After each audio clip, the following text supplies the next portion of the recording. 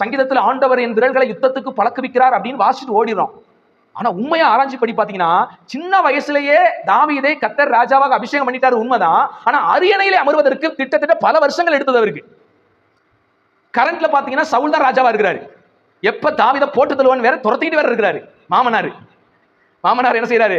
அப்ப இந்த இடைப்பட்ட காலங்களிலே தாவீதை ஆண்டவர் யுத்தத்துக்கு என்ன செய்யறாரு? பழக்குவிக்கிறார். சிங்கம் அவனை எதிர்கொள்ளும்படி ஒரு ஆட்டுக்குட்டியை கவி கொண்டு போகும்போது அவன் போய் காப்பாற்றும்படியான பலனை கொடுத்து அப்படி பயிற்சிவிக்கிறார். கரடி ஆட்டுக்குட்டியை கவி கொண்டு போகும்போது அந்த கரடியை போய் காப்பாற்றும்படி அப்படி பயிற்சி கொடுக்கிறார். கோலியாத்து கொக்கரித்து நிற்கும் போது படை வீரர்கள் எல்லாம் சவுல் ராஜா கூட ஒதுங்கி பயந்து நடுங்கி ஓரமா நிற்கும் போது சின்ன தாவீது கூழாங்கலோடு போய் அந்த எதிரியை கோலியாத்தை வீழ்த்தும்படி அப்படி பயிற்சி கொடுக்கிறார். சவுலுக்கு பயந்து ஓடி ஒளிந்து பல ராஜ்யங்களுக்கு ஊடாக சுற்றி அங்கிருக்கிற காரியங்களை எல்லாம் பார்த்து எல்லாவற்றையும் தெரிந்து கொள்ளும்படி ஒரு நீண்ட வருடங்களை தாவீதுக்கு கொடுத்து ஆண்டவர் தாவீதின் கரங்களை யுத்தத்துக்கு என்ன செய்யறாரு? பழக்குவிக்கிற விஷயத்தை நம்ம பார்க்கிறோம். கர்த்தர் இப்படிதான் பழக்குவிப்பார். சில நேரங்கள் நம்ம வாழ்க்கை வனாந்திர மாதிரி தெரியும், கஷ்ட காலங்கள் நீடிச்சிருக்கிறது போல தெரியும், விரும்பின காரியங்கள் ஒன்றுமே கண்ணுக்கு புலப்படும் தூரத்து வரைக்கும் எட்டாதது போல தெரியும். ஆனா மறந்துடாதீங்க, அந்த காலம்தான் தேவன் நம்மை பயிற்சி அளித்து நம்ம கரங்களை யுத்தத்துக்கு பழக்கப்படுத்துகிற காலம் அது. அல்லேலூயா.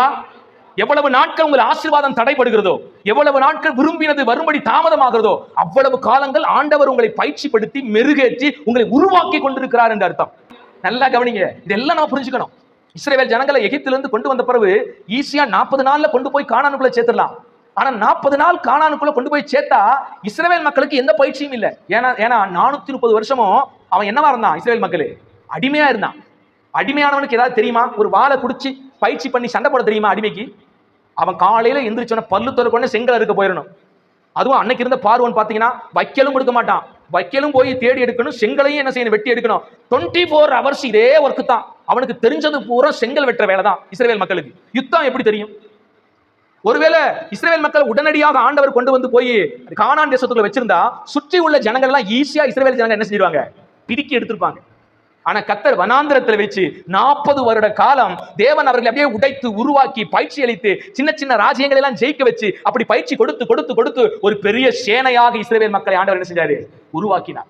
ஆகையால் தேவனுடைய பிள்ளைகளே, நம்முடைய வாழ்க்கையிலும் கொஞ்சம் கஷ்டங்கள், பிரச்சனைகள், போராட்டங்கள் நின்று கொண்டே போவது போல இருந்தாலும் சோர்ந்து போகாதீங்க. அது உங்களுடைய பயிற்சியின் காலம். உங்களை தேவன் உருவாக்கி கொண்டிருக்கிறார், உங்களை ஸ்திரப்படுத்தி கொண்டிருக்கிறார் என்பதை மாத்திரம் என்ன செய்யாதீங்க?